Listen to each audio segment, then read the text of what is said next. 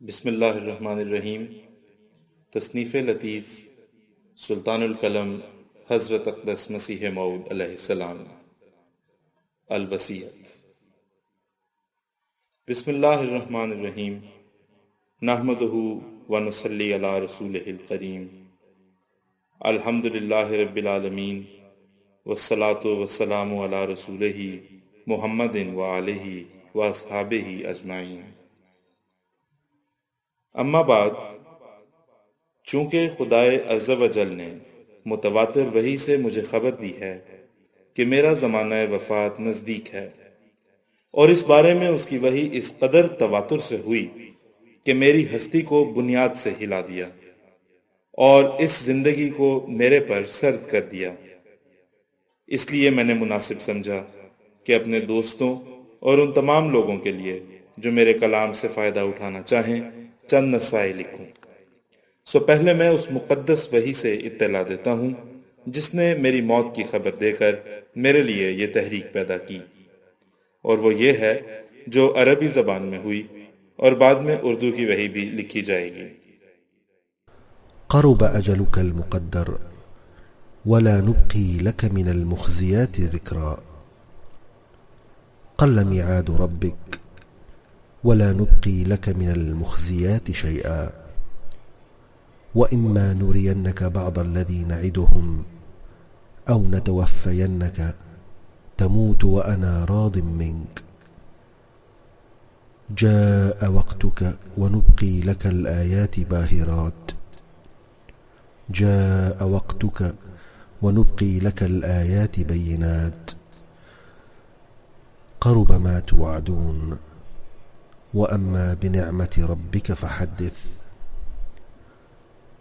إنه من يتق الله ويصبر فإن الله لا يضيع أجر المحسنين۔ تیری اجل قریب آ گئی ہے، اور ہم تیرے متعلق ایسی باتوں کا نام و نشان نہیں چھوڑیں گے جن کا ذکر تیری رسوائی کا موجب ہو۔ تیری نسبت خدا کی میعاد مقررہ تھوڑی رہ گئی ہے، اور ہم ایسے تمام اعتراض دور اور دفع کر دیں گے، اور کچھ بھی ان میں سے باقی نہیں رکھیں گے جن کے بیان سے تیری رسوائی مطلوب ہو، اور ہم اس بات پر قادر ہیں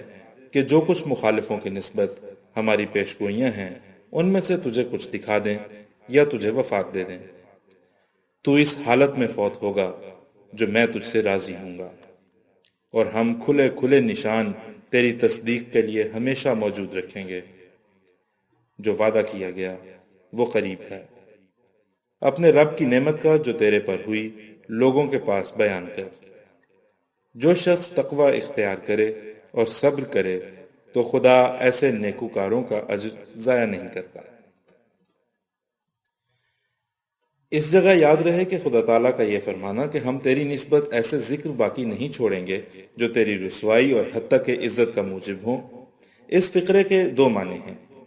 اول یہ کہ ایسے اعتراضات کو جو رسوا کرنے کی نیت سے شائع کیے جاتے ہیں ہم دور کر دیں گے اور ان اعتراضات کا نام و نشان نہ رہے گا۔ دوسرے یہ کہ ایسے شکایت کرنے والوں کو جو اپنی شرارتوں کو نہیں چھوڑتے اور بد ذکر سے باز نہیں آتے دنیا سے اٹھا لیں گے اور صفحہ ہستی سے معدوم کر دیں گے۔ تب ان کے نابود ہونے کی وجہ سے ان کے بیہودہ اعتراض بھی نابود ہو جائیں گے۔ پھر بعد اس کے خدا تعالیٰ نے میری وفات کی نسبت اردو زبان میں مندرجہ ذیل کلام کے ساتھ مجھے مخاطب کر کے فرمایا۔ بہت تھوڑے دن رہ گئے ہیں، اس دن سب پر اداسی چھا جائے گی۔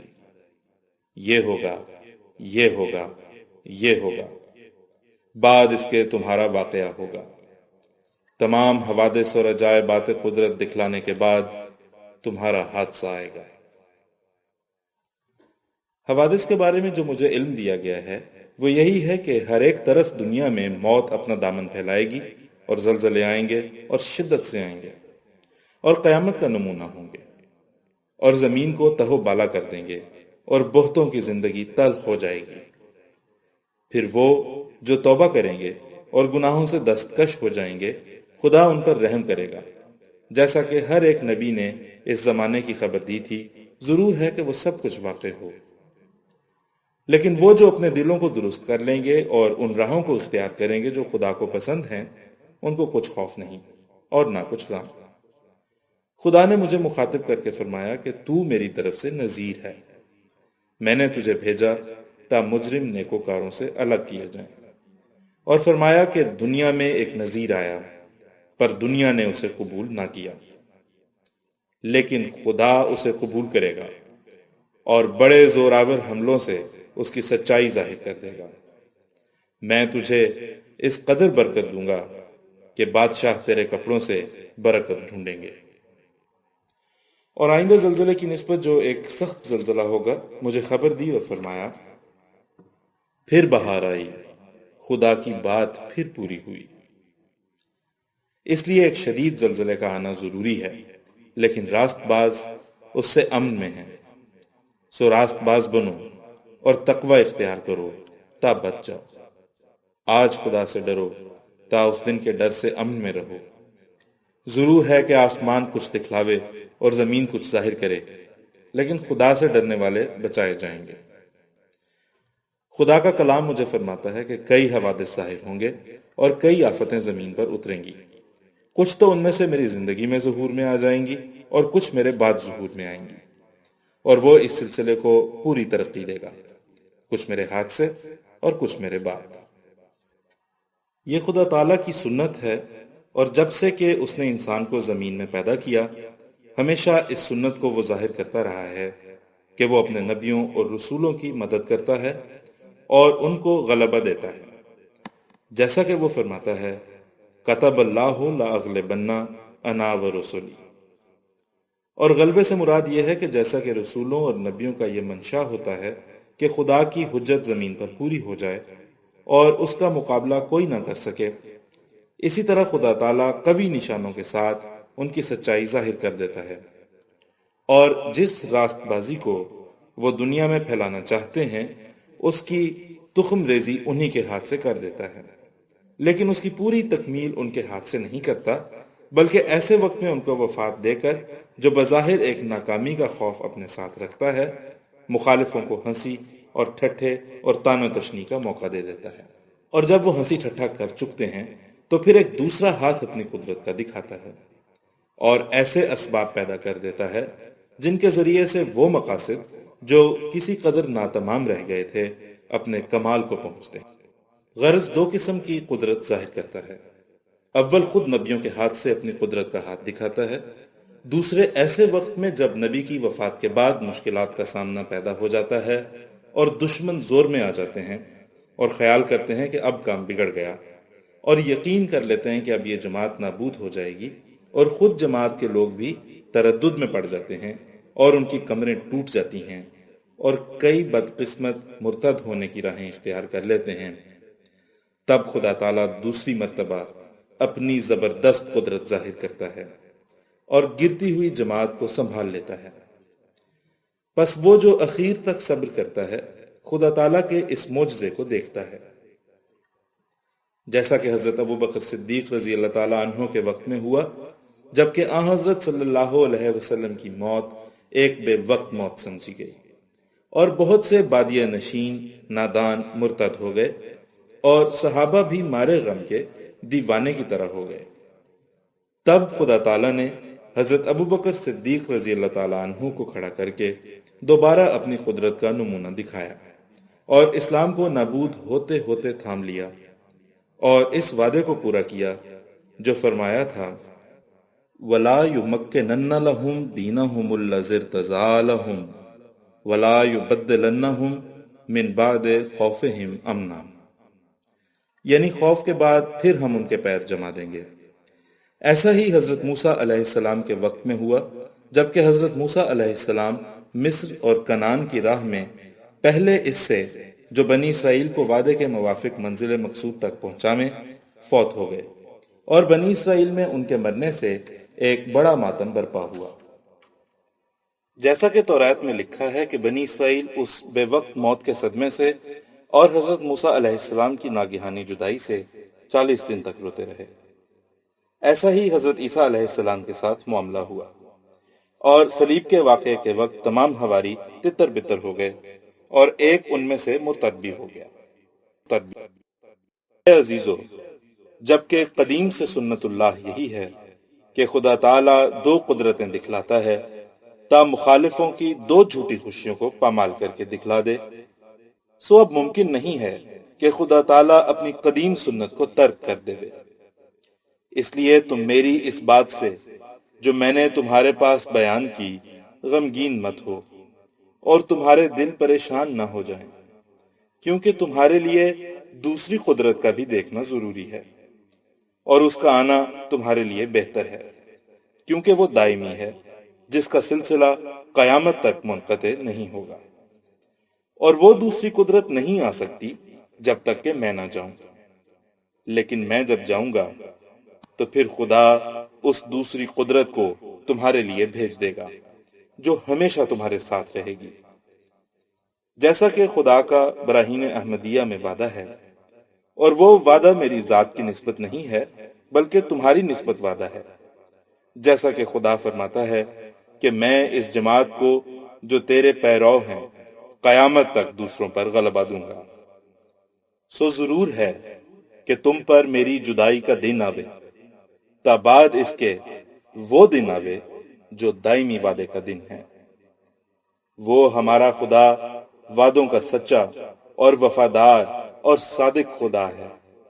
وہ سب کچھ تمہیں دکھلائے گا جس کا اس نے وعدہ فرمایا ہے۔ اگرچہ یہ دن دنیا کے آخری دن ہیں اور بہت بلائیں ہیں جن کے نزول کا وقت ہے، پر ضرور ہے کہ یہ دنیا قائم رہے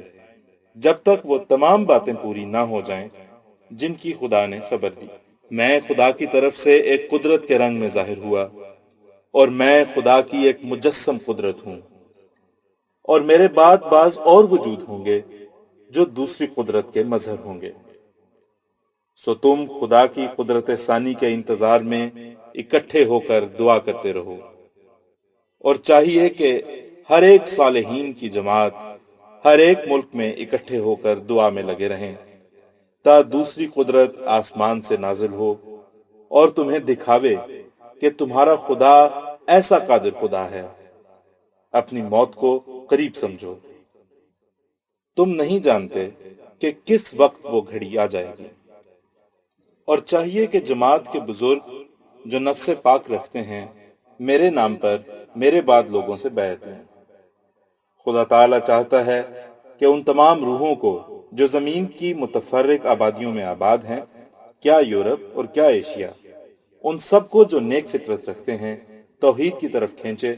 اور اپنے بندوں کو دین واحد پر جمع کرے۔ یہی خدا تعالیٰ کا مقصد ہے جس کے لیے میں دنیا میں بھیجا گیا۔ سو تم اس مقصد کی پیروی کرو، مگر نرمی اور اخلاق اور دعاؤں پر زور دینے سے۔ اور جب تک کوئی خدا سے روح القدس پا کر کھڑا نہ ہو، سب میرے بعد مل کر کام کرو۔ اور چاہیے کہ تم بھی ہمدردی اور اپنے نفسوں کے پاک کرنے سے روح القدس سے حصہ لو، کہ بجز روح القدس کے حقیقی تقوی حاصل نہیں ہو سکتی۔ اور نفسانی جذبات کو بکلی چھوڑ کر خدا کی رضا کے لیے وہ راہ اختیار کرو جس سے زیادہ کوئی راہ تنگ نہ ہو۔ دنیا کی لذتوں پر فریفتہ مت ہو کہ وہ خدا سے جدا کرتی ہیں، اور خدا کے لیے تلخی کی زندگی اختیار کرو۔ وہ درد جس سے خدا راضی ہو اس لذت سے بہتر ہے جس سے خدا ناراض ہو جائے، اور وہ شکست جس سے خدا راضی ہو اس فتح سے بہتر ہے جو موجب غضب الہی ہو۔ اس محبت کو چھوڑ دو جو خدا کے غضب کے قریب کرے۔ اگر تم صاف دل ہو کر اس کی طرف آ جاؤ تو ہر ایک راہ میں وہ تمہاری مدد کرے گا، اور کوئی دشمن تمہیں نقصان نہیں پہنچا سکے گا۔ خدا کی رضا کو تم کسی طرح پا ہی نہیں سکتے جب تک تم اپنی رضا چھوڑ کر، اپنی لذات چھوڑ کر، اپنی عزت چھوڑ کر، اپنا مال چھوڑ کر، اپنی جان چھوڑ کر اس کی راہ میں وہ تلخی نہ اٹھاؤ جو موت کا نظارہ تمہارے سامنے پیش کرتی ہے۔ لیکن اگر تم تلخی اٹھا لو گے تو ایک پیارے بچے کی طرح خدا کی گود میں آ جاؤ گے، اور تم ان راست بازوں کے وارث کیے جاؤ گے جو تم سے پہلے گزر چکے ہیں، اور ہر ایک نعمت کے دروازے تم پر کھولے جائیں گے۔ لیکن تھوڑے ہیں جو ایسے ہیں۔ خدا نے مجھے مخاطب کر کے فرمایا کہ تقوی ایک ایسا درخت ہے جس کو دل میں لگانا چاہیے۔ وہی پانی جس سے تقوی پرورش پاتی ہے تمام باغ کو سیراب کر دیتا ہے۔ تقوی ایک ایسی جڑ ہے کہ اگر وہ نہیں تو سب کچھ ہیچ ہے، اور اگر وہ باقی رہے تو سب کچھ باقی ہے۔ انسان کو اس فضولی سے کیا فائدہ جو زبان سے خدا طلبی کا دعویٰ کرتا ہے لیکن قدم صدق نہیں رکھتا۔ دیکھو میں تمہیں سچ سچ کہتا ہوں کہ وہ آدمی ہلاک شدہ ہے جو دین کے ساتھ کچھ دنیا کے ملونی رکھتا ہے، اور اس نفس سے جہنم بہت قریب ہے جس کے تمام ارادے خدا کے لیے نہیں ہیں بلکہ کچھ خدا کے لیے اور کچھ دنیا کے لیے۔ پس اگر تم دنیا کی ایک ذرہ بھی ملونی اپنے اغراض میں رکھتے ہو تو تمہاری تمام عبادتیں عبث ہیں۔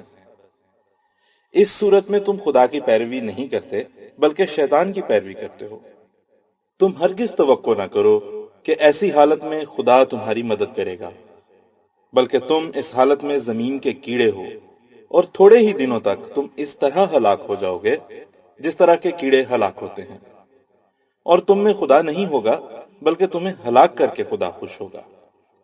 لیکن اگر تم اپنے نفس سے در حقیقت مر جاؤ گے تب تم خدا میں ظاہر ہو جاؤ گے، اور خدا تمہارے ساتھ ہوگا، اور وہ گھر بابرکت ہوگا جس میں تم رہتے ہوگے، اور ان دیواروں پر خدا کی رحمت نازل ہوگی جو تمہارے گھر کی دیواریں ہیں، اور وہ شہر بابرکت ہوگا جہاں ایسا آدمی رہتا ہوگا۔ اگر تمہاری زندگی اور تمہاری موت اور تمہاری ہر ایک حرکت اور تمہاری نرمی اور گرمی محض خدا کے لیے ہو جائے گی، اور ہر ایک تلخی اور مصیبت کے وقت تم خدا کا امتحان نہیں کرو گے اور تعلق کو نہیں توڑو گے بلکہ آگے قدم بڑھاؤ گے، تو میں سچ سچ کہتا ہوں کہ تم خدا کی ایک خاص قوم ہو جاؤ گے۔ تم بھی انسان ہو جیسا کہ میں انسان ہوں، اور وہی میرا خدا تمہارا خدا ہے۔ پس اپنی پاک قوتوں کو ضائع مت کرو۔ اگر تم پورے طور پر خدا کی طرف جھکو گے تو دیکھو میں خدا کی منشا کے موافق تمہیں کہتا ہوں کہ تم خدا کی ایک قوم برگزیدہ ہو جاؤ گے۔ خدا کی عظمت اپنے دلوں میں بٹھاؤ اور اس کی توحید کا اقرار نہ صرف زبان سے بلکہ عملی طور پر کرو، تاکہ خدا بھی عملی طور پر اپنا لطف و احسان تم پر ظاہر کرے۔ کینہ وری سے پرہیز کرو اور بنی نوح سے سچی ہمدردی کے ساتھ پیش آؤ۔ ہر ایک راہ نیکی کی اختیار کرو،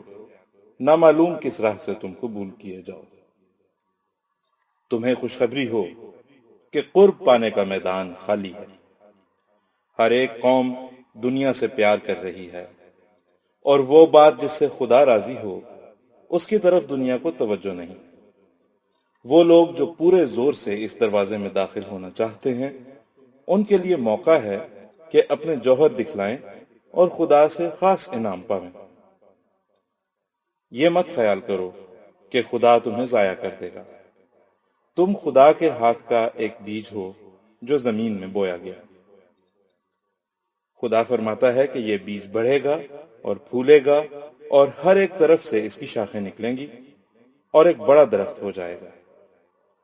پس مبارک وہ جو خدا کی بات پر ایمان رکھے اور درمیان میں آنے والے ابتلاؤں سے نہ ڈرے، کیونکہ ابتلاؤں کا آنا بھی ضروری ہے، تا خدا تمہاری آزمائش کرے کہ کون اپنے دعوی بیعت میں صادق اور کون کاذب ہے۔ وہ جو کسی ابتلا سے لغزش کھائے گا وہ کچھ بھی خدا کا نقصان نہیں کرے گا، اور بدبختی اس کو جہنم تک پہنچائے گی۔ اگر وہ پیدا نہ ہوتا تو اس کے لیے اچھا تھا، مگر وہ سب لوگ جو اخیر تک صبر کریں گے اور ان پر مصائب کے زلزلے آئیں گے اور حوادث کی آندھیاں چلیں گی اور قومیں ہنسی اور ٹھٹھا کریں گی اور دنیا ان سے سخت کراہت کے ساتھ پیش آئے گی، وہ آخر فتح یاب ہوں گے اور برکتوں کے دروازے ان پر کھولے جائیں گے۔ خدا نے مجھے مخاطب کر کے فرمایا کہ میں اپنی جماعت کو اطلاع دوں کہ جو لوگ ایمان لائے، ایسا ایمان جو اس کے ساتھ دنیا کی ملونی نہیں، اور وہ ایمان نفاق یا بزدلی سے آلودہ نہیں، اور وہ ایمان اطاعت کے کسی درجے سے محروم نہیں۔ ایسے لوگ خدا کے پسندیدہ لوگ ہیں، اور خدا فرماتا ہے کہ وہی ہیں جن کا قدم صدق کا قدم ہے۔ اے سننے والوں سنو کہ خدا تم سے کیا چاہتا ہے، بس یہی کہ تم اسی کے ہو جاؤ، اس کے ساتھ کسی کو بھی شریک نہ کرو، نہ آسمان میں نہ زمین میں۔ ہمارا خدا وہ خدا ہے جو اب بھی زندہ ہے جیسا کہ پہلے زندہ تھا، اور اب بھی وہ بولتا ہے جیسے کہ وہ پہلے بولتا تھا، اور اب بھی وہ سنتا ہے جیسا کہ پہلے سنتا تھا۔ یہ خیال خام ہے کہ اس زمانے میں وہ سنتا تو ہے مگر بولتا نہیں، بلکہ وہ سنتا اور بولتا بھی ہے۔ اس کی تمام صفات ازلی ابدی ہیں، کوئی صفت بھی معطل نہیں اور نہ کبھی ہوگی۔ وہ وہی واحد لا شریک ہے جس کا کوئی بیٹا نہیں اور جس کی کوئی بیوی نہیں۔ وہ وہی بے مثل ہے جس کا کوئی ثانی نہیں، اور جس کی طرح کوئی فرد کسی خاص صفت سے مخصوص نہیں، اور جس کا کوئی ہمتا نہیں، جس کا کوئی ہم صفات نہیں، اور جس کی کوئی طاقت کم نہیں۔ وہ قریب ہے باوجود دور ہونے کے، اور دور ہے باوجود نزدیک ہونے کے۔ وہ تمثل کے طور پر اہل کشف پر اپنے تئیں ظاہر کر سکتا ہے، مگر اس کے لیے نہ کوئی جسم ہے اور نہ کوئی شکل ہے۔ اور وہ سب سے اوپر ہے، مگر نہیں کہہ سکتے کہ اس کے نیچے کوئی اور بھی ہے۔ اور وہ عرش پر ہے، مگر نہیں کہہ سکتے کہ زمین پر نہیں۔ وہ مجمع ہے تمام صفات کاملہ کا، اور مظہر ہے تمام محامد حقہ کا، اور سرچشمہ ہے تمام خوبیوں کا، اور جامع ہے تمام طاقتوں کا، اور مبدا ہے تمام فیضوں کا، اور مرجع ہے ہر ایک شے کا، اور مالک ہے ہر ایک ملک کا، اور متصف ہے ہر ایک کمال کا، اور منزہ ہے ہر ایک عیب اور ذوف سے، اور مخصوص ہے اس امر میں کہ زمین والے اور آسمان والے اس کی عبادت کریں، اور اس کے آگے کوئی بات بھی انہونی نہیں۔ اور تمام روح اور ان کی طاقتیں اور تمام ذرات اور ان کی طاقتیں اسی کی پیدائش ہیں، اس کے بغیر کوئی چیز ظاہر نہیں ہوتی۔ وہ اپنی طاقتوں اور اپنی قدرتوں اور اپنے نشانوں سے اپنے تئیں آپ ظاہر کرتا ہے، اور اس کو اسی کے ذریعے سے ہم پا سکتے ہیں، اور وہ راست بازوں پر ہمیشہ اپنا وجود ظاہر کرتا رہتا ہے اور اپنی قدرتیں ان کو دکھلاتا ہے۔ اسی سے وہ شناخت کیا جاتا اور اسی سے اس کی پسندیدہ راہ شناخت کی جاتی ہے۔ وہ دیکھتا ہے بغیر جسمانی آنکھوں کے، اور سنتا ہے بغیر جسمانی کانوں کے، اور بولتا ہے بغیر جسمانی زبان کے۔ اسی طرح نیستی سے ہستی کرنا اس کا کام ہے، جیسا کہ تم دیکھتے ہو کہ خواب کے نظارے میں بغیر کسی مادے کے ایک عالم پیدا کر دیتا ہے، اور ہر ایک فانی اور معدوم کو موجود دکھلا دیتا ہے۔ بس اسی طرح اس کی تمام قدرتیں ہیں۔ نادان ہے وہ جو اس کی قدرتوں سے انکار کرے، اندھا ہے وہ جو اس کی عمیق طاقتوں سے بے خبر ہے۔ وہ سب کچھ کرتا ہے اور کر سکتا ہے بغیر ان امور کے جو اس کی شان کے مخالف ہیں یا اس کے مواعید کے برخلاف ہیں، اور وہ واحد ہے اپنی ذات میں اور صفات میں اور افعال میں اور قدرتوں میں۔ اور اس تک پہنچنے کے لیے تمام دروازے بند ہیں مگر ایک دروازہ جو فرقان مجید نے کھولا ہے، اور تمام نبوتیں اور تمام کتابیں جو پہلے گزر چکی ان کی الگ طور پر پیروی کی حاجت نہیں رہی، کیونکہ نبوت محمدیہ ان سب پر مشتمل اور حاوی ہے، اور بجز اس کے سب راہیں بند ہیں۔ تمام سچائیاں جو خدا تک پہنچاتی ہیں اسی کے اندر ہیں، نہ اس کے بعد کوئی نئی سچائی آئے گی اور نہ اس سے پہلے کوئی ایسی سچائی تھی جو اس میں موجود نہیں۔ اس لیے اس نبوت پر تمام نبوتوں کا خاتمہ ہے، اور ہونا چاہیے تھا، کیونکہ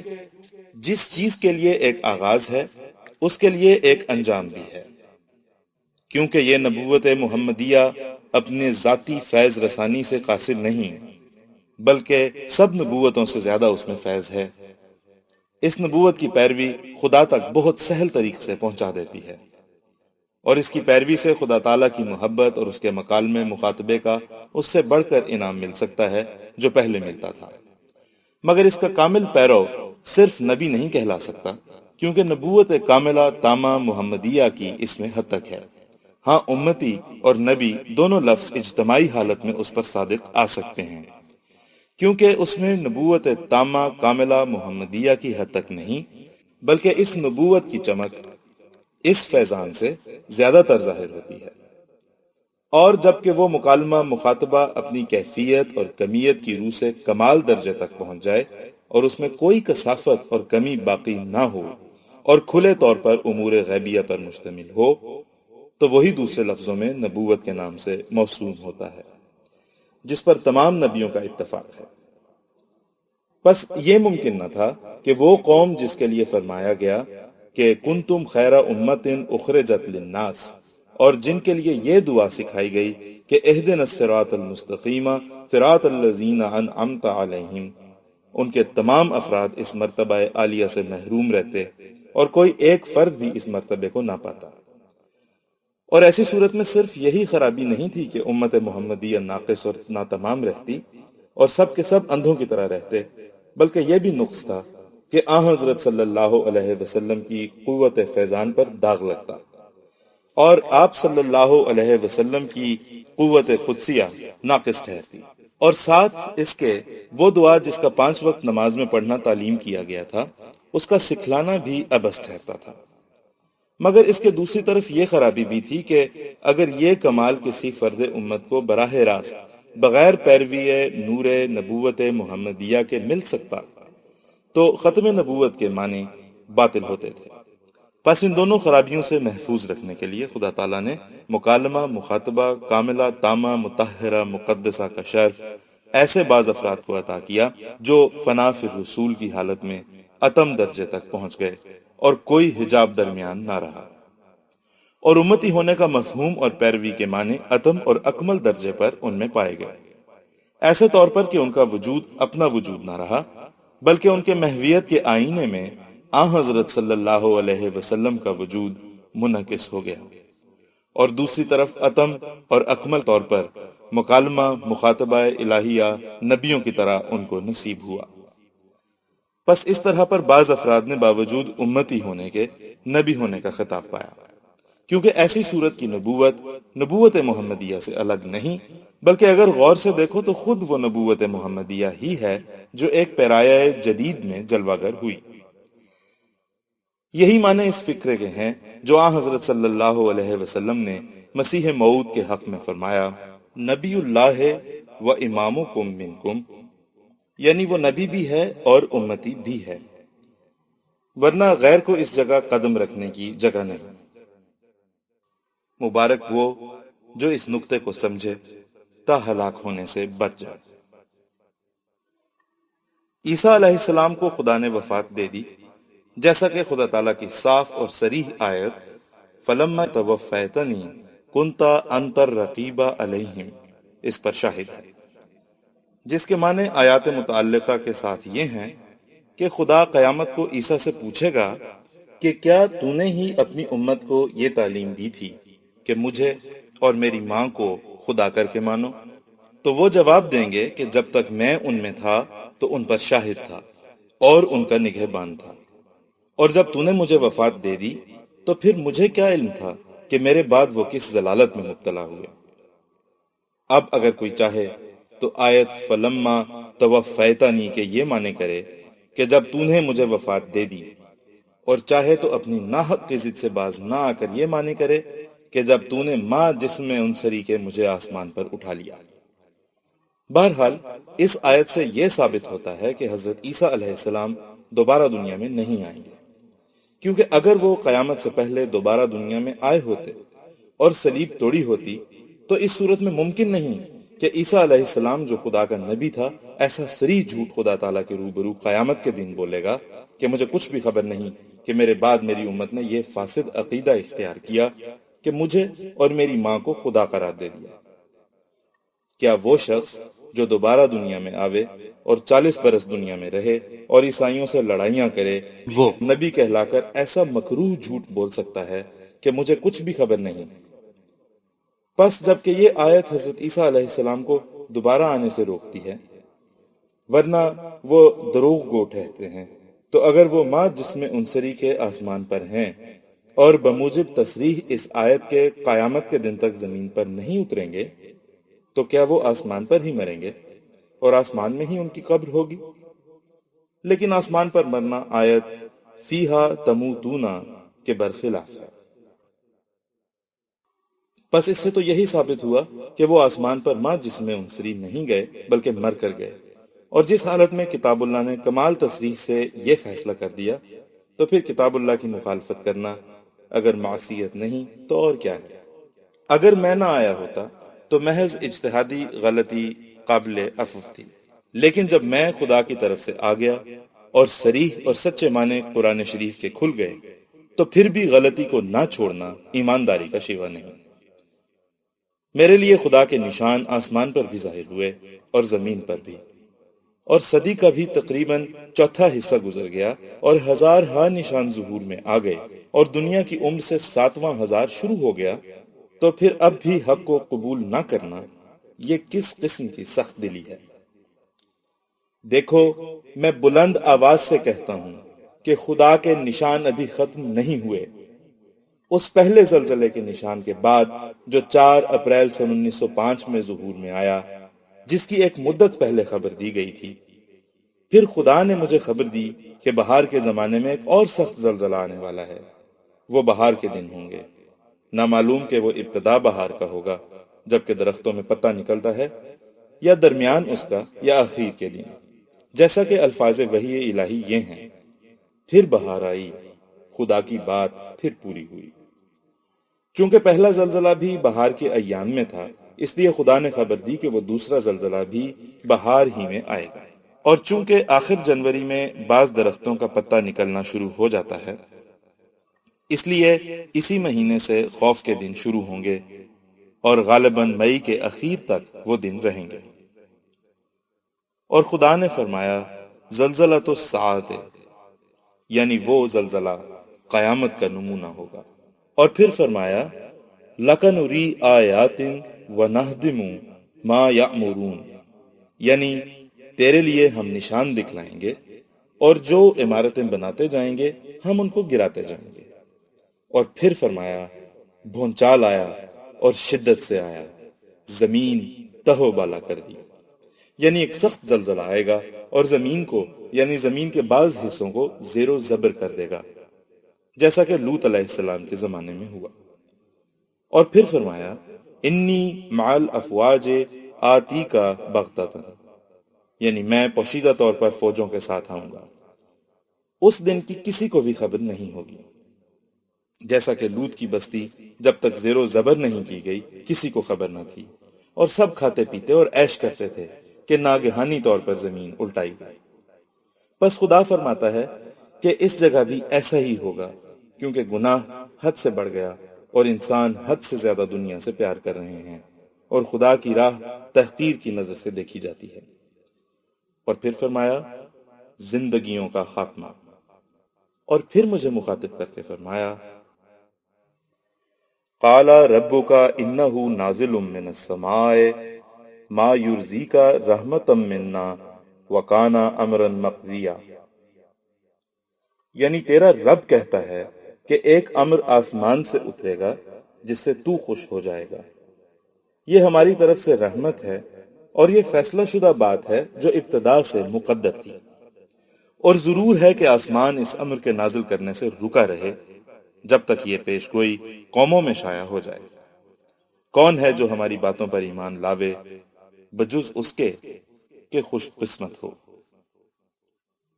یاد رہے کہ یہ اعلان تشویش پھیلانے کے لیے نہیں بلکہ آئندہ تشویش کی پیش بندی کے لیے ہے، تا کوئی بے خبری میں ہلاک نہ ہو۔ ہر ایک امر نیت سے وابستہ ہے، بس ہماری نیت دکھ دینے کی نہیں بلکہ دکھ سے بچانے کی نیت ہے۔ وہ لوگ جو توبہ کرتے ہیں خدا کے عذاب سے بچائے جائیں گے، مگر وہ بدقسمت جو توبہ نہیں کرتا اور ٹھٹھے کی مجلسوں کو نہیں چھوڑتا اور بدکاری اور گناہ سے باز نہیں آتا، اس کی ہلاکت کے دن نزدیک ہیں، کیونکہ اس کی شوخی خدا کی نظر میں قابل غضب ہے۔ اس جگہ ایک اور امر قابل تذکرہ ہے کہ جیسا کہ میں پہلے بیان کر چکا ہوں کہ خدا نے مجھے میری وفات سے اطلاع دی ہے اور مجھے مخاطب کر کے میری زندگی کی نسبت فرمایا کہ بہت تھوڑے دن رہ گئے ہیں، اور فرمایا کہ تمام حوادث اور عجائبات قدرت دکھلانے کے بعد تمہارا حادثہ آئے گا۔ یہ اس بات کی طرف اشارہ ہے کہ ضرور ہے کہ میری وفات سے پہلے دنیا پر کچھ حوادث پڑیں اور کچھ عجائبات قدرت ظاہر ہوں، تا دنیا ایک انقلاب کے لیے تیار ہو جائے، اور اس انقلاب کے بعد میری وفات ہو۔ اور مجھے ایک جگہ دکھلا دی گئی کہ یہ تیری قبر کی جگہ ہوگی۔ ایک فرشتہ میں نے دیکھا کہ وہ زمین کو ناپ رہا ہے۔ تب ایک مقام پر اس نے پہنچ کر مجھے کہا کہ یہ تیری قبر کی جگہ ہے۔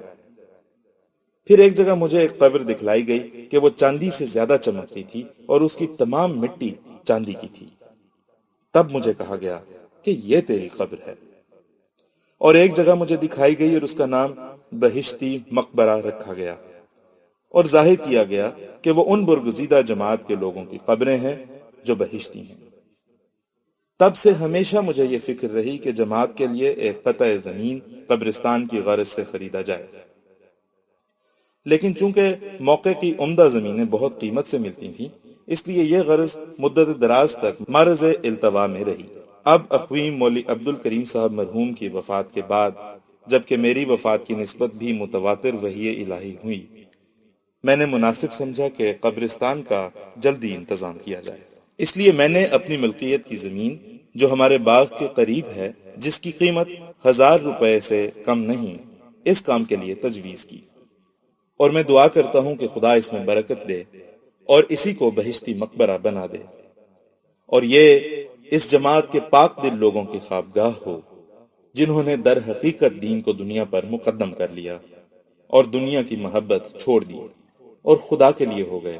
اور پاک تبدیلی اپنے اندر پیدا کر لی،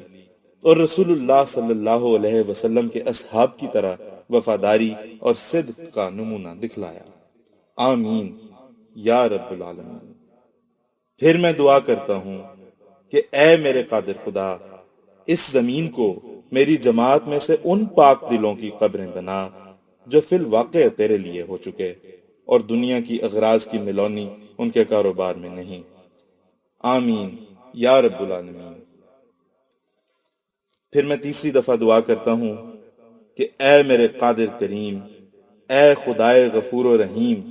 تو صرف ان لوگوں کو اس جگہ قبروں کی جگہ دے جو تیرے اس فرستادہ پر سچا ایمان رکھتے ہیں، اور کوئی نفاق اور غرض نفسانی اور بدزنی اپنے اندر نہیں رکھتے،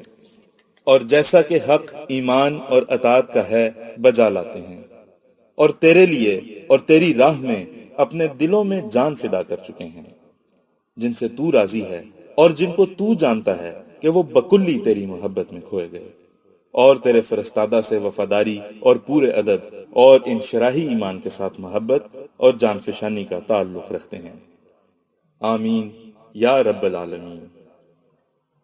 اور چونکہ اس قبرستان کے لیے بڑی بھاری بشارتیں مجھے ملی ہیں، اور نہ صرف خدا نے یہ فرمایا کہ یہ مقبرہ بہشتی ہے، بلکہ یہ بھی فرمایا کہ انزلہ فیہا کل رحمت، یعنی ہر ایک قسم کی رحمت اس قبرستان میں اتاری گئی ہے، اور کسی قسم کی رحمت نہیں جو اس قبرستان والوں کو اس سے حصہ نہیں۔ اس لیے خدا نے میرا دل اپنی وحی خفی سے اس طرف مائل کیا کہ ایسے قبرستان کے لیے ایسے شرائط لگا دیے جائیں جو وہی لوگ اس میں داخل ہو سکیں جو اپنے صدق اور کامل راست بازی کی وجہ سے ان شرائط کے پابند ہوں۔ سو وہ 3 شرطیں ہیں اور سب کو بجا لانا ہوگا۔ اول، اس قبرستان کی زمین موجودہ بطور چندے کے میں نے اپنی طرف سے دی ہے، لیکن اس احاطے کی تکمیل کے لیے کسی قدر اور زمین خریدی جائے گی جس کی قیمت اندازاً 1000 روپے ہوگی، اور اس کے خوشنما کرنے کے لیے کچھ درخت لگائے جائیں گے اور ایک کنواں لگایا جائے گا، اور اس قبرستان سے شمالی طرف بہت پانی ٹھہرا رہتا ہے جو گزرگاہ ہے، اس لیے وہاں ایک پل تیار کیا جائے گا، اور ان متفرق مصارف کے لیے 2000 روپے درکار ہوگا۔ سو کل یہ 3000 روپے ہوا جو اس تمام کام کی تکمیل کے لیے خرچ ہوگا۔ سو پہلی شرط یہ ہے کہ ہر ایک شخص جو اس قبرستان میں مدفون ہونا چاہتا ہے وہ اپنی حیثیت کے لحاظ سے ان مصارف کے لیے چندہ داخل کرے، اور یہ چندہ محض انہی لوگوں سے طلب کیا گیا ہے، نہ دوسروں سے۔ بالفعل یہ چندہ اخویم مکرم مولوی نور الدین صاحب کے پاس آنا چاہیے، لیکن اگر خدا تعالیٰ نے چاہا تو یہ سلسلہ ہم سب کی موت کے بعد بھی جاری رہے گا۔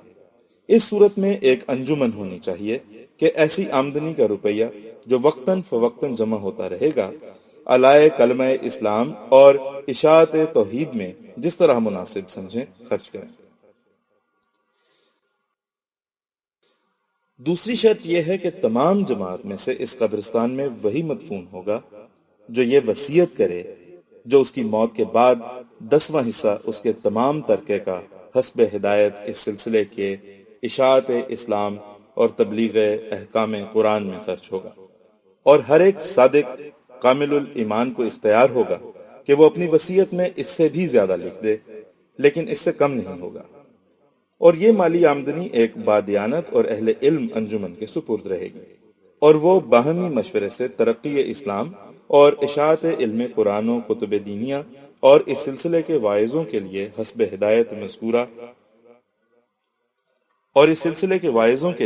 حسب ہدایت مذکورہ بالا خرچ کریں گے،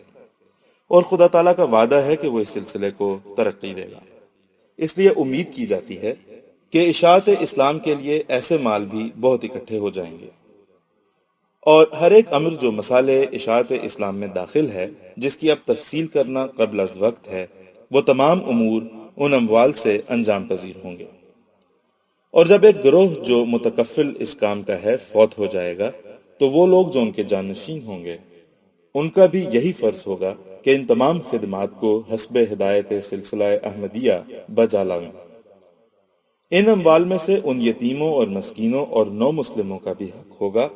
جو کافی طور پر وجوہ معاش نہیں رکھتے اور سلسلہ احمدیہ میں داخل ہیں، اور جائز ہوگا کہ ان اموال کو بطور تجارت ترقی دی جائے۔ یہ مت خیال کرو کہ یہ صرف دور از قیاس باتیں ہیں، بلکہ یہ اس قادر کا ارادہ ہے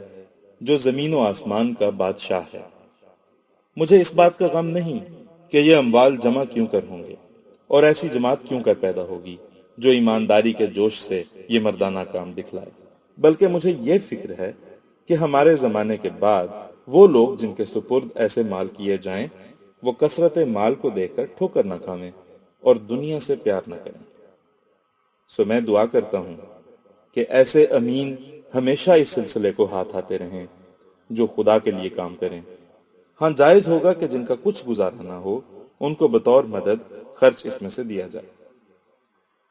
تیسری شرط یہ ہے کہ اس قبرستان میں دفن ہونے والا متقی ہو اور محرمات سے پرہیز کرتا اور کوئی شرک اور بدعت کا کام نہ کرتا ہو، سچا اور صاف مسلمان ہو۔ چوتھی شرط، ہر ایک صالح جو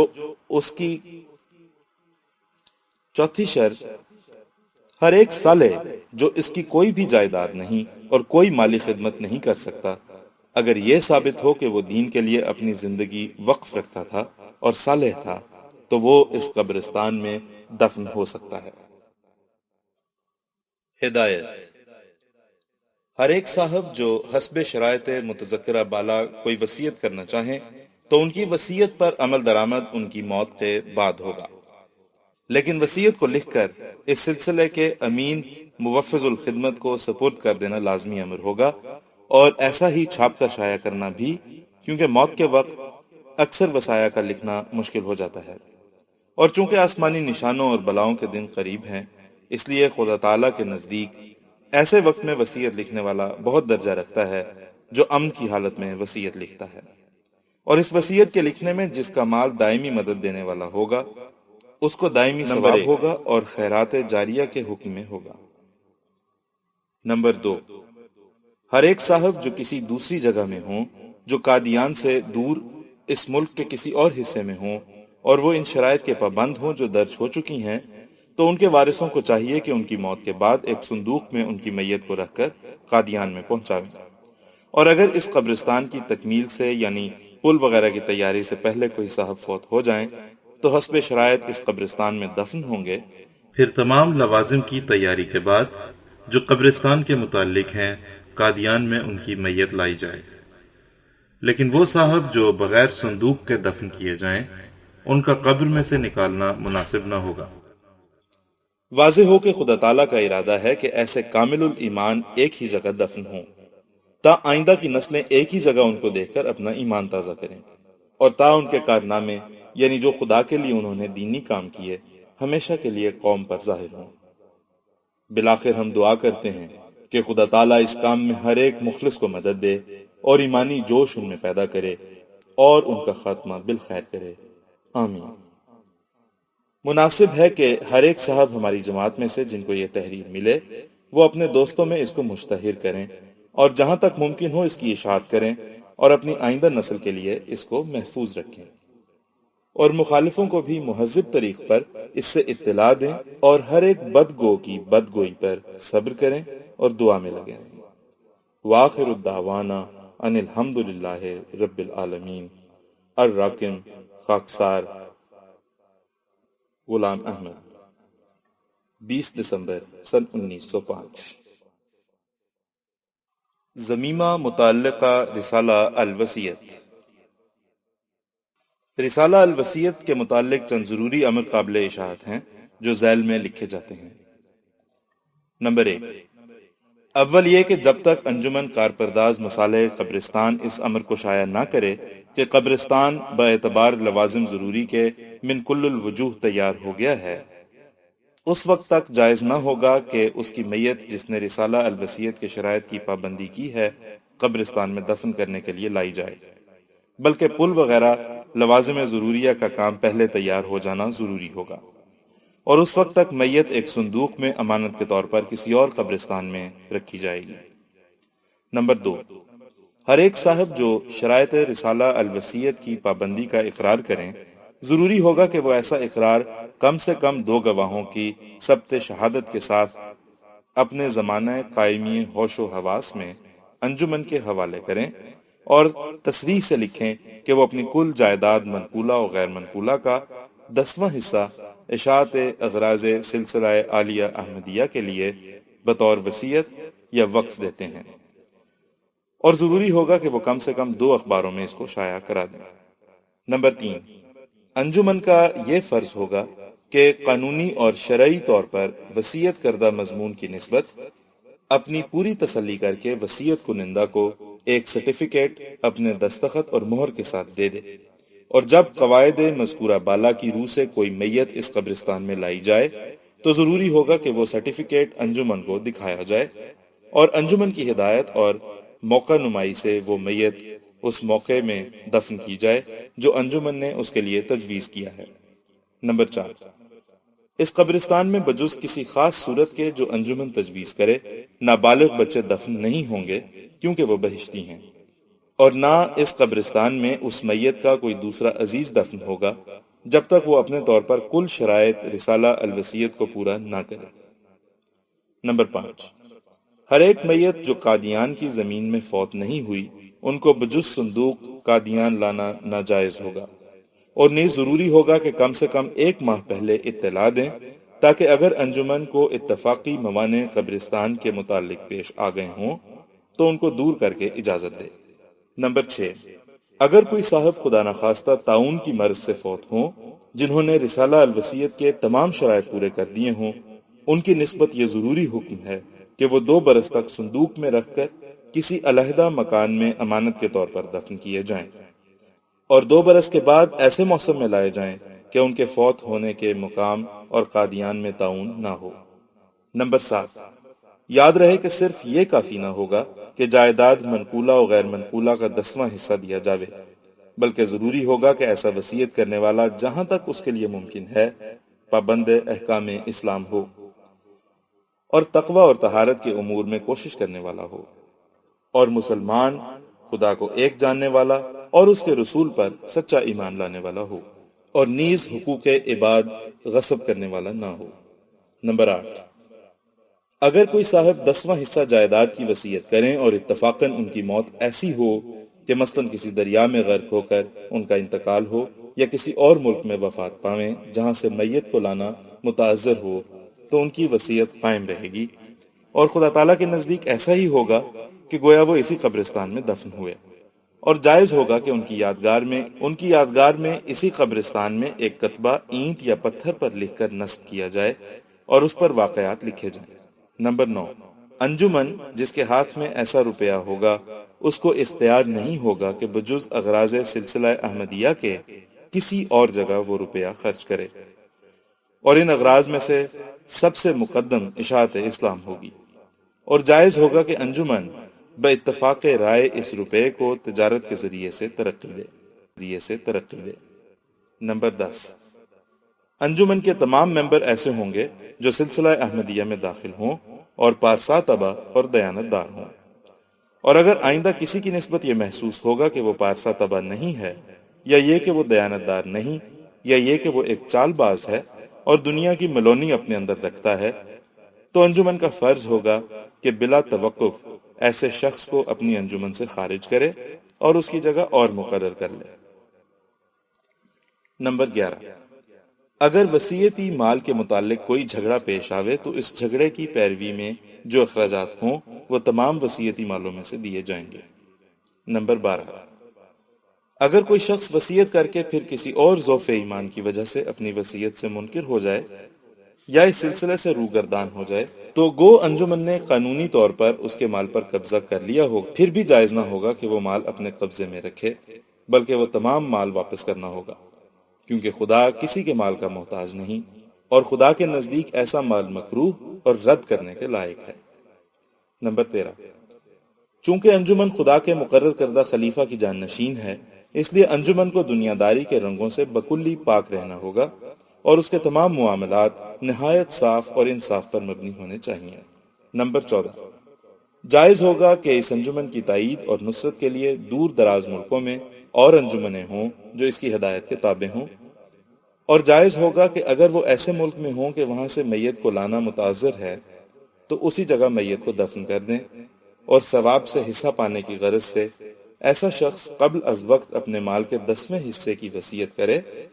اور اس وصیتی مال پر قبضہ کرنا اس انجمن کا کام ہوگا جو اس ملک میں ہے، اور بہتر ہوگا کہ وہ روپیہ اسی ملک کی اغراض دینیہ کے لیے خرچ ہو، اور جائز ہوگا کہ کوئی ضرورت محسوس کر کے وہ روپیہ اس انجمن کو دیا جائے جس کا ہیڈ کوارٹر یعنی مرکز مقام قادیان ہوگا۔ نمبر 15، یہ ضروری ہوگا کہ مقام اس انجمن کا ہمیشہ قادیان رہے، کیونکہ خدا نے اس مقام کو برکت دی ہے، اور جائز ہوگا کہ وہ آئندہ ضرورتیں محسوس کر کے اس کام کے لیے کوئی کافی مکان تیار کریں۔ نمبر 16، انجمن میں کم سے کم ہمیشہ ایسے 2 ممبر رہنے چاہیے جو علم قرآن اور حدیث سے بخوبی واقف ہوں اور تحصیل علم عربی رکھتے ہوں اور سلسلہ احمدیہ کی کتابوں کو یاد رکھتے ہوں۔ نمبر 17، اگر خدا نخواستہ کوئی ایسا شخص جو رسالہ الوصیت کی روح سے وصیت کرتا ہے مجزوم ہو، جس کی جسمانی حالت اس لائق نہ ہو جو وہ اس قبرستان میں لایا جائے، تو ایسا شخص حسب مصالح ظاہر مناسب نہیں ہے کہ اس قبرستان میں لایا جائے، لیکن اگر اپنی وصیت پر قائم ہوگا تو اس کو وہی درجہ ملے گا جیسا کہ دفن ہونے والے کو۔ نمبر 18، اگر کوئی کچھ بھی جائیداد منقولہ یا غیر منقولہ نہ رکھتا ہو اور بئیں ہمہ ثابت ہو کہ وہ ایک صالح درویش ہے اور متقی اور خالص مومن ہے، اور کوئی حصہ نفاق یا دنیا پرستی یا قصور اطاعت کا اس کے اندر نہ ہو، تو وہ میری اجازت سے یا میرے بعد انجمن کی اتفاق رائے سے اس مقبرے میں دفن ہو سکتا ہے۔ نمبر 19، اگر کوئی شخص خدا تعالیٰ کی خاص وحی سے رد کیا جائے تو گو وہ وصیتی مال بھی پیش کرے، تاہم اس قبرستان میں داخل نہیں ہوگا۔ نمبر 20، میری نسبت اور میرے اہل و عیال کی نسبت خدا نے استثناء رکھا ہے، باقی ہر ایک مرد ہو یا عورت ان کو شرائط کی پابندی لازم ہوگی، اور شکایت کرنے والا منافق ہوگا۔ یہ شرائط ضروریاں ہیں جو اوپر لکھی گئیں۔ آئندہ اس مقبرہ بہشتی میں وہ دفن کیا جائے گا جو ان شرائط کو پورا کرے گا۔ ممکن ہے کہ بعض آدمی جن پر بدگمانی کا مادہ غالب ہو وہ اس کارروائی میں ہمیں اعتراضوں کا نشانہ بنائیں اور اس انتظام کو اغراض نفسانیہ پر مبنی سمجھیں یا اس کو بدعت قرار دیں، لیکن یاد رہے کہ خدا تعالیٰ کے کام میں وہ جو چاہتا ہے کرتا ہے۔ بلا شبہ اس نے ارادہ کیا ہے کہ اس انتظام سے منافق اور مومن میں تمیز کرے، اور ہم خود محسوس کرتے ہیں کہ جو لوگ اس الہی انتظام پر اطلاع پا کر بلا توقف اس فکر میں پڑتے ہیں کہ 10واں حصہ کل جائیداد کا خدا کی راہ میں دیں، بلکہ اس سے بھی زیادہ اپنا جوش دکھلاتے ہیں، وہ اپنی ایمانداری پر مہر لگا دیتے ہیں۔ اللہ تعالیٰ فرماتا ہے الف لام میم احسب الناس ان یترکوا ان یقولوا آمنا وہم لا یفتنون، کیا لوگ یہ گمان کرتے ہیں کہ میں اسی قدر پر راضی ہو جاؤں کہ وہ کہہ دیں کہ ہم ایمان لائے اور ابھی ان کا امتحان نہ کیا جائے؟ اور یہ امتحان تو کچھ بھی چیز نہیں، صحابہ کا امتحان جانوں کے مطالبے پر کیا گیا اور انہوں نے اپنے سر خدا کی راہ میں دیے۔ پھر ایسا گمان کہ کیوں یوں ہی عام اجازت ہر ایک کو نہ دی جائے کہ وہ اس قبرستان میں دفن کیا جائے، کس قدر دور از حقیقت ہے۔ اگر یہی روا ہو تو خدا تعالیٰ نے ہر ایک زمانے میں امتحان کی کیوں بنیاد ڈالی؟ وہ ہر ایک زمانے میں چاہتا رہا ہے کہ خبیث اور طیب میں فرق کر کے دکھلاوے، اس لیے اب بھی اس نے ایسا ہی کیا۔ خدا تعالیٰ نے حضرت صلی اللہ علیہ وسلم کے زمانے میں بعض خفیف امتحان بھی رکھے ہوئے تھے، جیسا کہ یہ بھی دستور تھا کہ کوئی شخص حضرت صلی اللہ علیہ وسلم سے کسی قسم کا مشورہ نہ لے جب تک پہلے نذرانہ داخل نہ کرے۔ پس اس میں بھی منافقوں کے لیے ابتلا تھا۔ ہم خود محسوس کرتے ہیں کہ اس وقت کے امتحان سے بھی اعلیٰ درجے کے مخلص جنہوں نے در حقیقت دین کو دنیا پر مقدم کیا ہے، دوسرے لوگوں سے ممتاز ہو جائیں گے، اور ثابت ہو جائے گا کہ بیعت کا اقرار انہوں نے پورا کر کے دکھلا دیا اور اپنا صدق ظاہر کر دیا۔ بے شک یہ انتظام منافقوں پر بہت گراں گزرے گا، اور اس سے ان کی پردہ دری ہوگی، اور بعد موت وہ مرد ہوں یا عورت اس قبرستان میں ہرگز دفن نہیں ہو سکیں گے۔ فی قلوبہم مرض فزادہم اللہ مرضا، لیکن اس کام میں سبقت دکھلانے والے راست بازوں میں شمار کیے جائیں گے، اور ابد تک خدا تعالیٰ کی ان پر رحمتیں ہوں گی۔ بالآخر یہ بھی یاد رہے کہ بلاؤں کے دن نزدیک ہیں، اور ایک سخت زلزلہ جو زمین کو تہو بالا کر دے گا قریب ہے۔ پس وہ معائنہ عذاب سے پہلے اپنا تارک الدنیا ہونا ثابت کر دیں گے، اور نیز یہ بھی ثابت کر دیں گے کہ کس طرح انہوں نے میرے حکم کی تعمیل کی۔ خدا کے نزدیک حقیقی مومن وہی ہیں،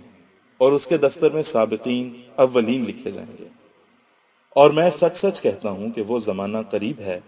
کہ ایک منافق جس نے دنیا سے محبت کر کے اس حکم کو ٹال دیا ہے، وہ عذاب کے وقت آہ مار کر کہے گا کہ کاش میں تمام جائیداد، کیا منقولہ اور کیا غیر منقولہ، خدا کی راہ میں دیتا اور اس عذاب سے بچ جاتا۔